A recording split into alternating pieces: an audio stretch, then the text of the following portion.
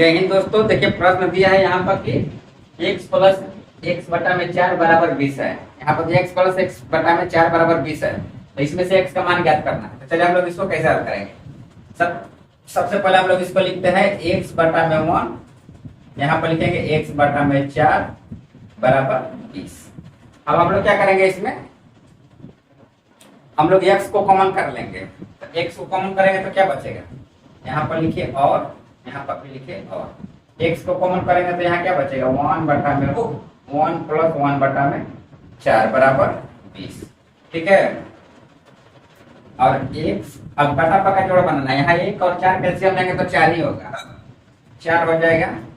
अब 1 से 4 में भाग देंगे तो 4 मत में जाएगा। 1 से गुणा करेंगे तो यहाँ पर हो जाएगा 4 प्लस 4 से 4 में भाग देंगे तो 1 मत में जाएगा, 1 में गुणा करेंगे तो 1 ही होगा बराबर में 20। अब देखिए यहाँ पर x है, इसको 4 1 5 हो जाएगा, 5 बटा में 4 बराबर 20। अब देखिए x बराबर कितना हो जाएगा, ये देखिए 4 जो इधर में भाग है इधर आएगा तो गुणा हो जाएगा, 20 गुने 4 हो जाएगा।